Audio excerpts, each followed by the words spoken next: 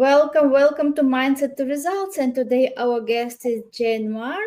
She's soulful prosperity coach, and I'm so excited to speak to you, Jen, today and share your story with the world because this is very powerful story and your insights today in this episode.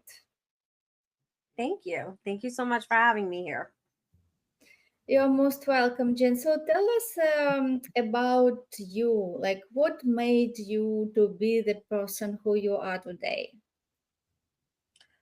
Well, I have been through a lot in my life. I had a very traumatic, at times, childhood, although I was a pretty happy child.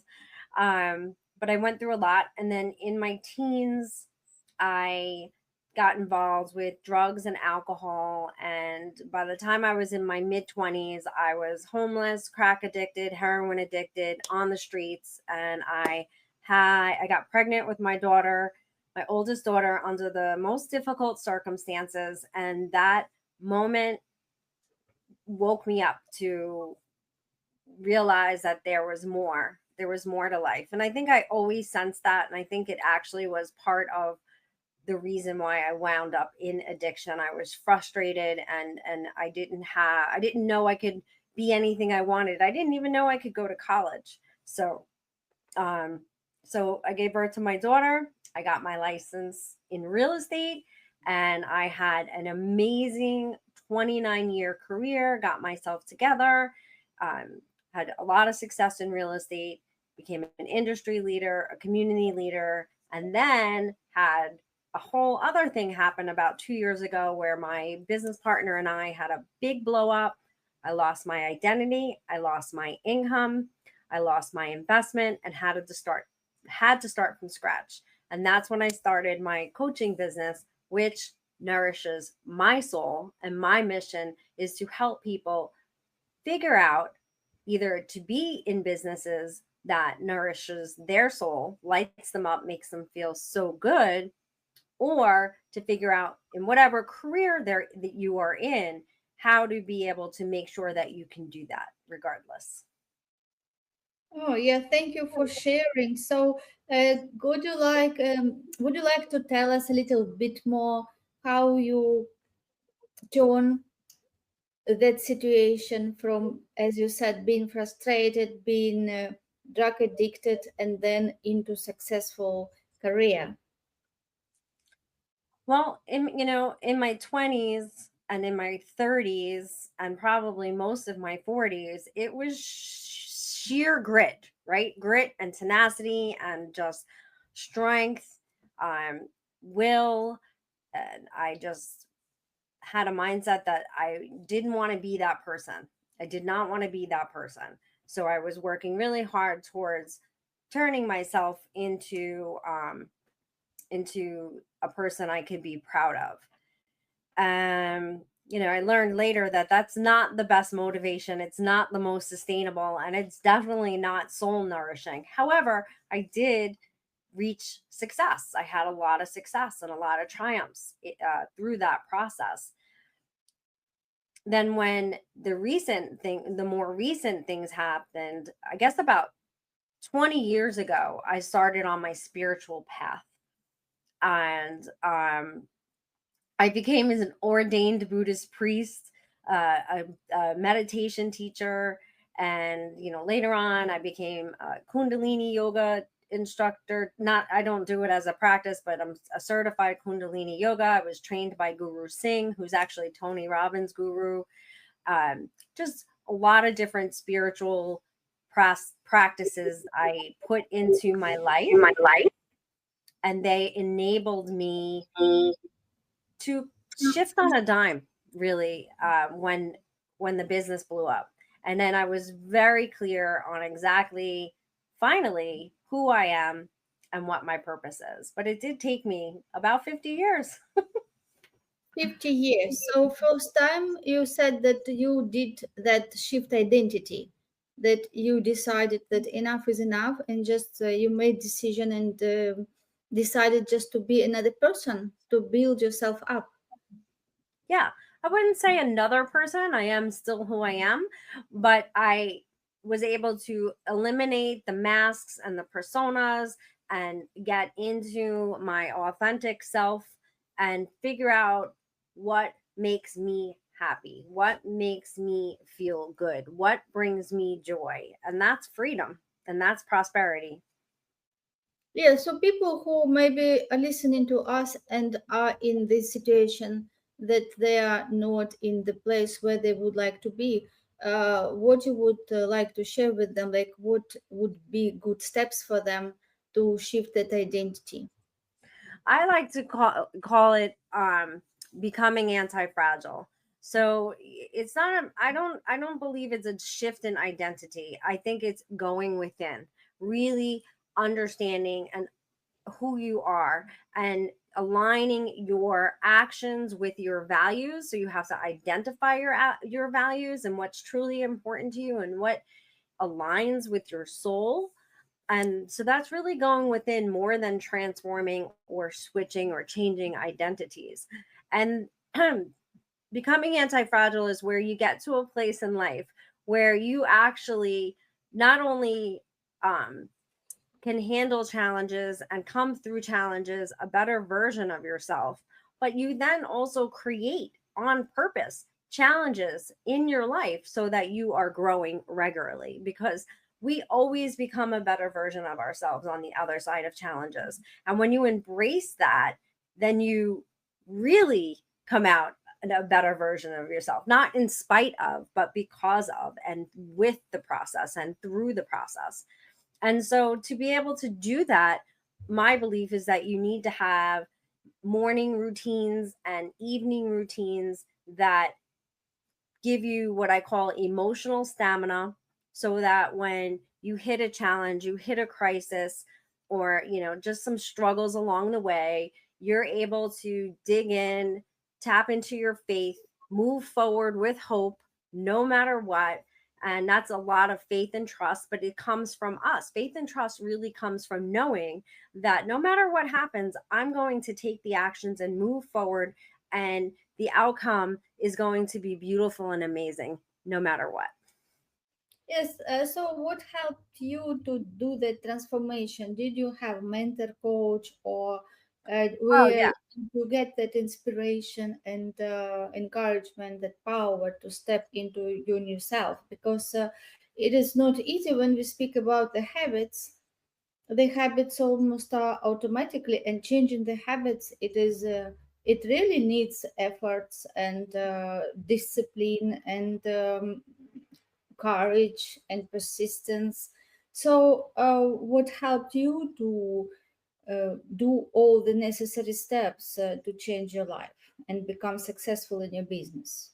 Well, bringing in the routines, committing, making a commitment that this is what I wanted, and just making little micro changes over time, identifying, how you're spending your time.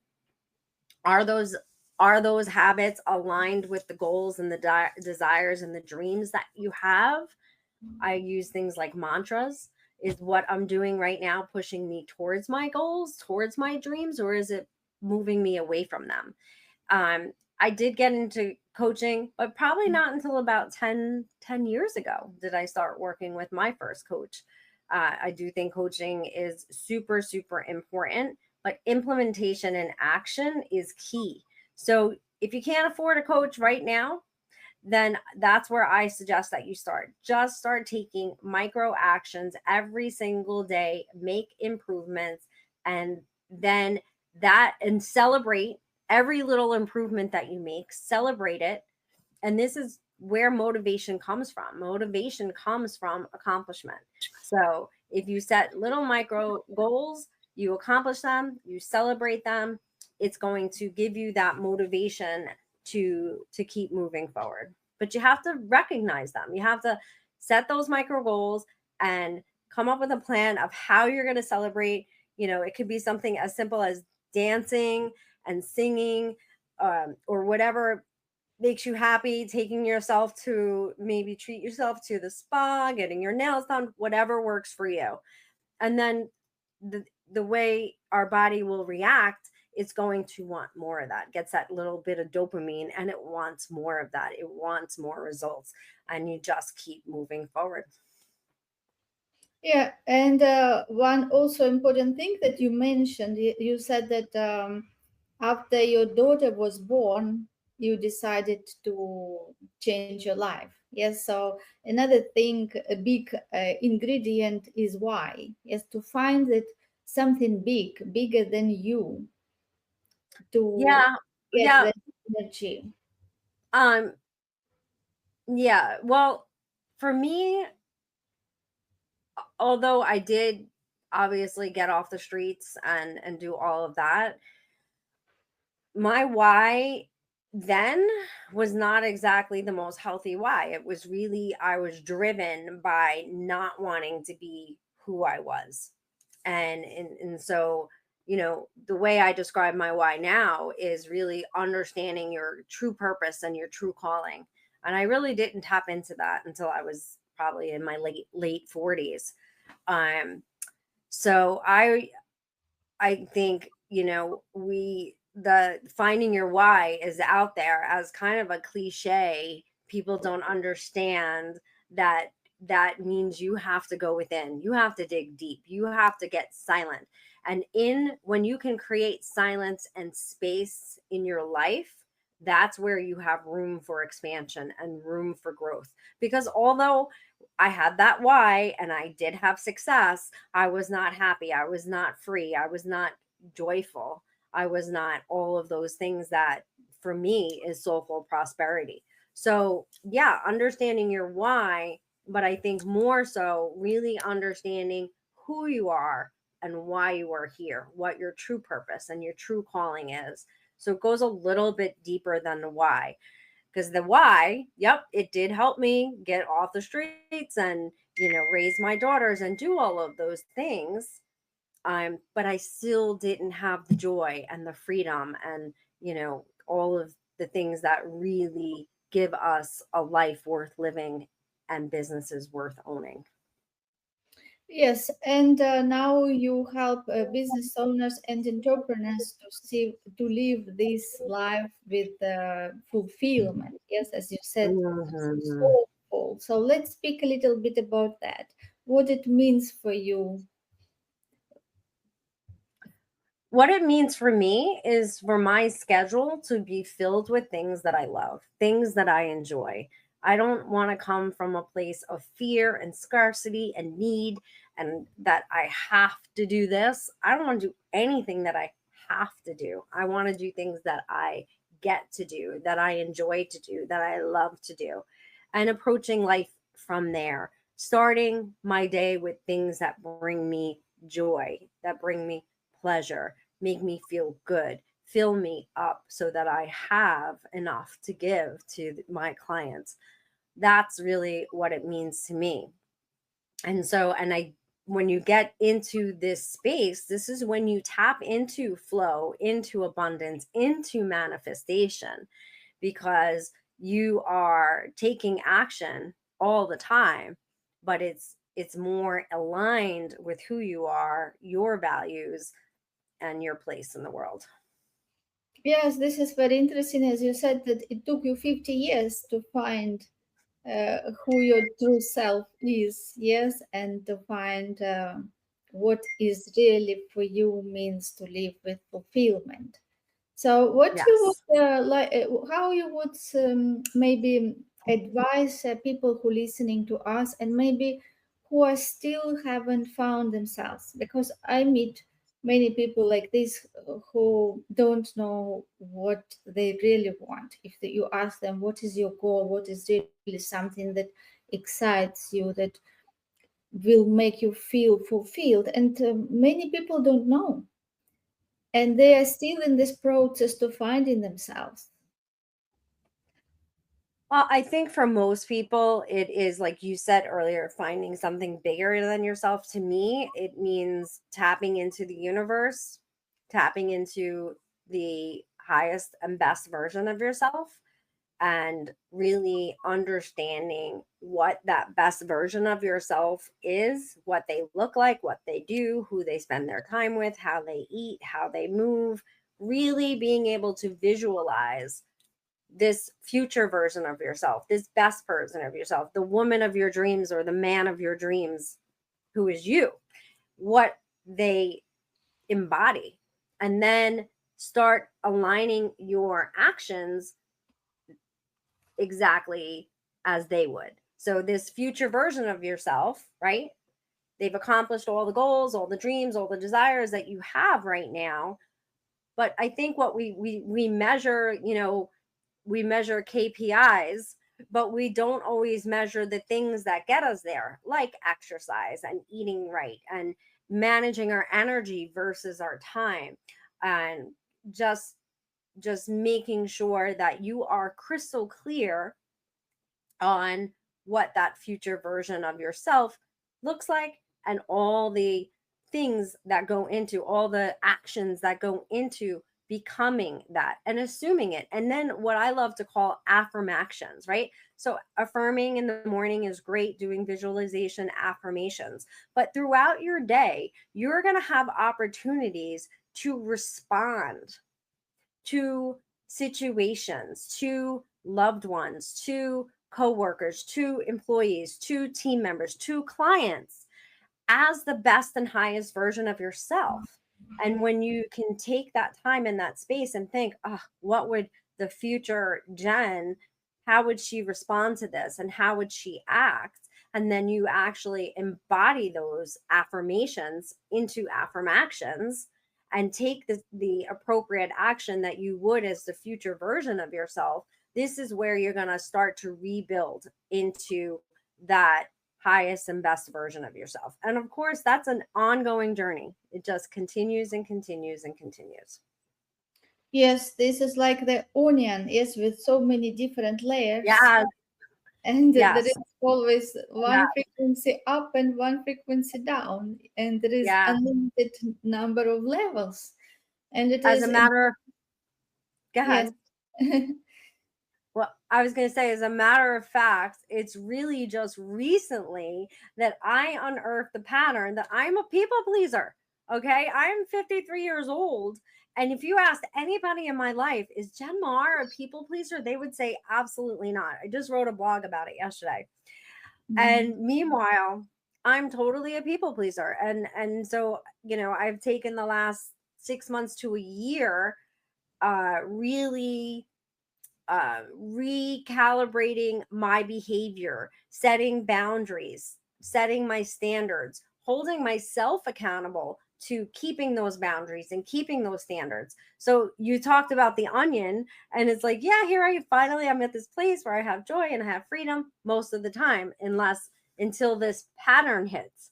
And so, but I'm so grateful because all the tools that I've spoken about so far bring that clarity. And I truly believe, okay, a lot of our behaviors we're so unaware of. They're unconscious. And so when you start to become conscious by going within and really identifying this highest and best version of yourself, you start to realize these patterns that you're not even thinking about. You're just going into auto mode and making them happen. Well, yeah, that was really, really, really interesting to uncover that about myself, because I would never have thought that or believed that. But then, boom! I mean, even marriages. Oops. Hopefully, you can still hear me. Come from that onion, that peeling back, that peeling back, that peeling back. But you know, this is what I was going to say. I truly believe that although it's a journey that is ongoing, and I don't think there's always going to be more layers to this onion, but I believe that we can actually heal our ancestry line. We can heal those habits moving forward to everybody, in our lineage. And we can also heal the people behind us, because this is all what's called collective storehouse consciousness. 13 grandmothers, it goes back that far. And it's really powerful stuff. And so sometimes when I don't feel as motivated for myself, I think about that. I think about the women in my family who suffered long before me. And then I think about the women in my family. I happen to be all girls in my family, pretty much. Except my brother. So I think about you too, Keith, if you're watching. But really, that lineage and what we're passing on and what we're healing and how we're growing and becoming better and better version of ourselves. And all of this as well, understanding and being connected to the universe, knowing that we are all connected, interconnected. And also, this is the most powerful thought, any thought that has ever existed, right? So you think of somebody that you think is just the most amazing, has accomplished the greatest things we are capable of, because we are all made of the same thing. But beyond that, even thoughts that have never existed yet, or accomplishments that have never existed yet, we are capable of. So there's no limit. There's no limit beyond limits. Yes, and based on what you said, it is all comes to self-study and self-awareness. Because as Yes. you said also that most of things what we think about ourselves and what we do on daily basis is doesn't even relate to us, because those patterns which we run on autopilot, they have been put in our mind when we were infants, and Yeah. also collectively we already were born Yes. with genes which collected all our ancestors life experiences and their beliefs and their failures. Everything is written in our genes.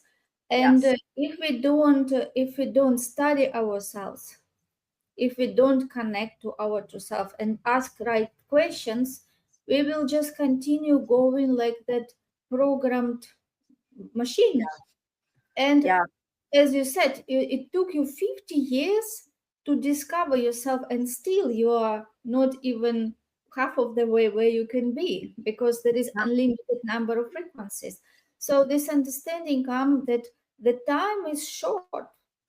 The Time is statistics short. says, yeah, the statistics says that if we are lucky to live 80 years, we have only 4,000 weeks. 4,000 weeks to 80. Yes, and if we speak about like active age, like people usually consider till 60 when they want to be like working, effective, productive, and then they want more retire or have different life. So it is not even 80 years, right? So this is, it comes to the point that we have to be aware of ourselves now, today, to Yes. start living tomorrow with more fulfillment, with more achievements and more understanding who we are and what we can really achieve in this life. Yes. And to remember that circumstances do not make us. So we cling to the circumstances. We cling to the obstacles, and these things are here to help us grow. So don't take them so serious, right? Don't get down into the stress and the anxiety and the anger and all of these things.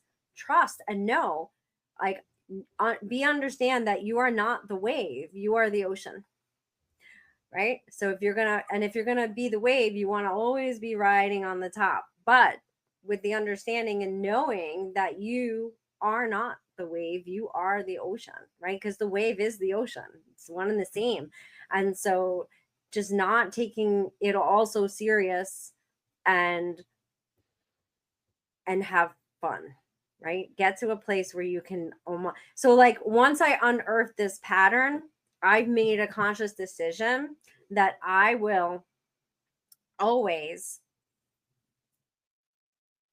almost have a sense of humor when I start to see this pattern happen. Like, oh yeah, there you go again, people pleaser, like knock it off. It's, like, and not beat myself up, and not, and just take it. And so I've made so much progress on that pattern that obviously is 50 years old, probably inherited from God knows who in my family line. And I've made huge progress. My coach is like, wow, Jen, I've never seen anybody. But that's because of all the work I've done before, but also because I'm having fun with it instead of like beating myself up. Like, what the hell's wrong with you? Like, why are you a people pleaser? Why are you doing this again? Da, da, da, da. just taking that little shift and adding a little sense of humor and loving myself and being kind to myself, and that's what we're here for. We're here to feel good. We're here to have joy and be happy and to spread that and to shine our lights and to just be fulfilled, like you said earlier. Yes, and what would be three tips which will help people to shorten the gap between where they are now and who they really can be? What do you Well, think? a real practical, right? Because I can be very woo woo, but a real practical tip for those of you who aren't ready to be connected to the universe and all of these other things, do a time efficiency audit, right? Where are you spending your time? Is your actions throughout your day, from the minute you wake up to the minute you go to bed, are they aligned with your values? Are they aligned with your vision? I actually stopped drinking alcohol 3 years ago. I didn't have alcohol related problems at that time. There's been times in my life where I definitely probably should have quit drinking. But because I realized what I was doing was using it as a crutch, and what it was doing was actually cutting me off from my consciousness, cutting me off from my capabilities. I have like I mean, I average like 13,500 steps a day now that I don't drink alcohol. And when I drank alcohol, I averaged about 7,000. That just shows you that I was, and I'm not suggesting like you should, you or anybody, whatever it is for you. What is your mooring line? How are you spending your time? How are you decompressing? Is it creative? Is it fun? Is it in touch with nature? Um, because these are the things that are going to light you up and make you feel good, and figure out what those things are and make sure that's what you're doing, not binge watching, drinking, just filling yourself with whatever kind of food, doing things that are going to actually energize you and make you feel good. Yes, as we have the same time, everybody have the same Yes. time. So we actually cannot manage the time. We just can manage activities which we do. Ah, And we can prioritize things which really matter and that will bring us to desired results. yes. If I had $1 for every successful entrepreneur that tells me, successful business owners that tell me their deepest desires and their dreams, and then they'll say right after it, but I don't have the time. What? Then I say, okay, I want you to take this clipboard and I want you to write down everything that you're doing morning to evening for the next week. And I find a minimum of 10 hours extra, minimum. So if you're a business owner, an entrepreneur, right, you're all about the profit, well, and productivity. How much are you worth an hour? How much does that extra 10 hours a week bring you? Or for me, I use it more in creative and this and that, but it still adds to my bottom line, because the more happy I am, the more free I am, the more creative I am, the more money I'm making. Yeah, thank you. So what would be the tip number two? Tip number 2 is curtail your cell phone usage. It's got to be the easiest one. Do what I call a digital sunset. 7 p.m. Put it away. Put it away on the other side of the house. Hide it. There's studies that show if it's even in the same room with you, it's distracting you. When you're spending time with your family and your loved ones, it should not be doing this, right? You should be fully engaged with what you're doing. You will get so much more productivity out of your day if you can put that on. Like, my phone has no notifications, except for today. For some reason, it was notifying me on my computer, but it has no notifications. And another great thing is working in 90-minute chunks if you can, without distractions, and then move your body in between, take care of your busy work, and then go for another 90-minute chunk. It is said if you do 3 90-minute chunks a day, you can cut your day down to like a 5-hour work day, and get much more done than you did in an 8-hour work day. Yeah, so tip number two was focus your time on one activity and concentrate on business just till 7 p.m. Then put time for your family for physical activity, maybe gym, or I go dancing, for example. I love that. So do what you really love to do. And Mm-hmm. yes, Yeah. focus, focus, and write what you do every day from morning till evening. This is how you will see where your time goes. Because again, we are the products of these habits, and we can be Yeah. in hypnotic state, and time just can pass by, and we can find ourselves that we just wanted to do so much, and we finish day doing nothing, because it Yes. is like a hypnotic state. It is like state. Autopilot. Yeah, Autopilot. yeah, exactly that. When we are not even aware what we are doing, and then Mm, we just can wake up and see that 2 hours, 3 hours passed, and we didn't do what we planned to do. That's why it is very good exercise to yeah. write just minute to minute what you do. Then you will become aware, because Yeah. any change starts from being aware first. When you Yes. become aware, you identify the problem, where your times goes, and then you can see how you can replace those non-productive actions to start doing something that will give you the desired result. Yes. Exactly. And let's speak about tip number 3. Tip number three, um, is to shadow work is something that's really important to me, and I'll give a very quick explanation. Shadow work is learning and identifying all of these parts of yourselves that you think are your weaknesses, you think that you don't want anybody to know about, the things that you're avoiding, or the things that trigger you in other people, and identifying these things and working on them. And then what happens is there's a gift. So anything you think is a weakness or something that you're ashamed of, and you've been hiding your whole life, there's a gift on the other side. With every negative there is a positive. And so you cannot become whole until you embrace all of yourself, until you really understand your what your perceived weaknesses are. And then a lot of us have what are called light shadows. So mine was grace. Being what I've been through in life and my background, I didn't think I had grace. Okay, that was my light shadow. So I would put people up on a pedestal and worship them if I thought they were graceful. And what I was doing was blocking myself off from it. So, and when you're blocking yourself off from the light shadow or the dark shadow, you're missing the gifts of who you truly are. So shadow work is also a really important component. um, and I recommend everybody do it. It is completely counterintuitive to any work you've ever done, and so powerful. And it just gives you a freedom, total acceptance, total comfortability, eliminates imposter syndrome. Really good stuff. Yes, this is a good tip, and this helps to know yourself, because everybody is unique, everybody is genius. And when you study yourself and acknowledge who you really are, you will know what is your weaknesses and what is your strength. And it Yeah. will give you opportunity to focus on doing things which you are strong at.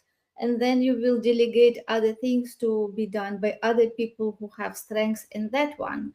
That's why how you will also make your priorities in what you do, and this is how you will become more productive and more efficient. Because if you when you work on something that you are strong at, you will like that, you will get excited, and of course you will get better results than Yes. from doing things which you don't like to do and when you are weak at.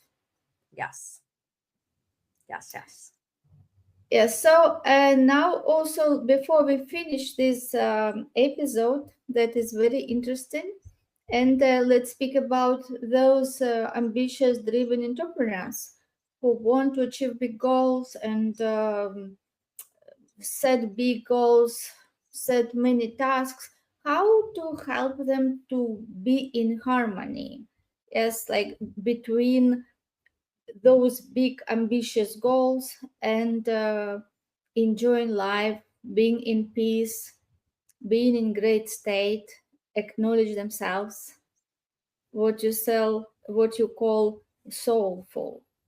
Yeah. So for me, it's meditation. And for, other people, it could be different things that are meditative, creating stillness, creating quiet time, creating space so you can really understand who you are, what your values are, what's important to you, understanding the emotions that you're experiencing, allowing them to process and letting them go so you're not carrying them around like in a backpack like big boulders, carrying around all this stress, all this anxiety, all this anger. It happened to me last night.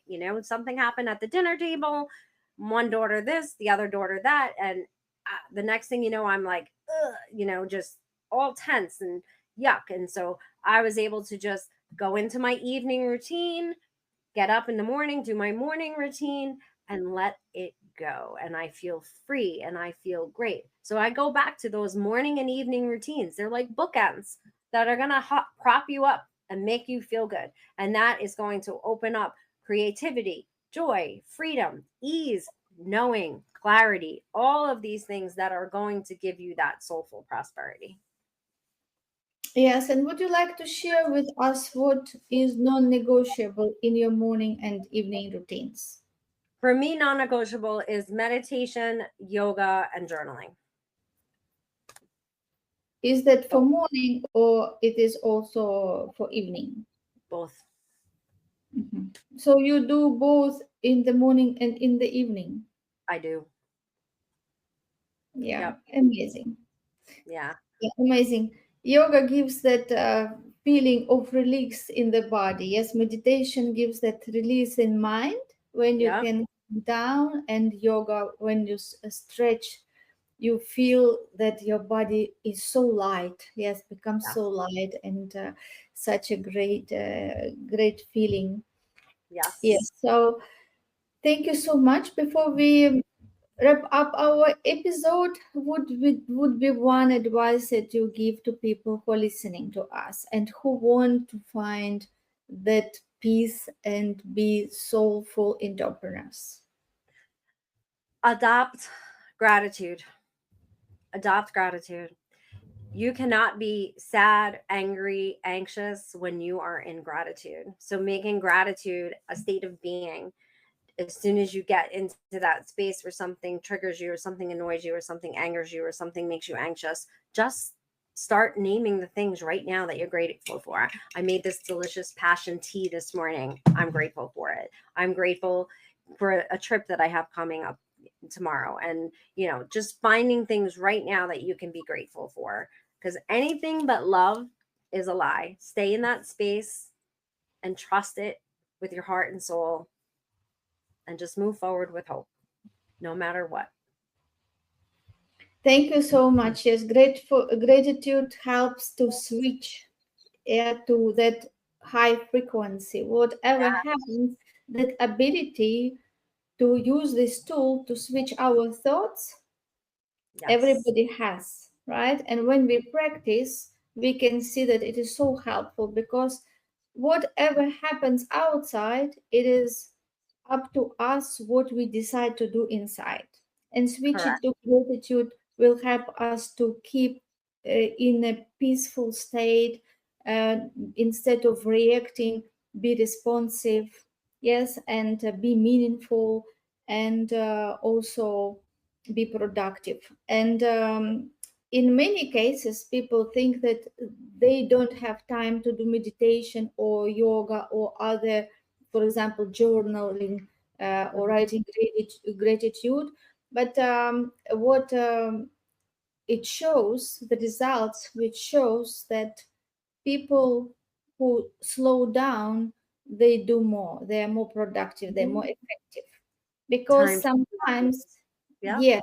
yes, time expands, Yep. because people who just busy being busy, and they forget about themselves, they forget about the mind, that the mind also has to be in the right frequency, the body Yeah. should be in the right state. And when you are peaceful and mindful, you can see more far, and you can also go much further. Correct. Thank you so much, Jen. It was amazing, amazing conversation. I enjoyed very much, and I'm looking forward to see you again on Thank our you. further episodes. Yes. Thank you, Elena. Wish you all the best.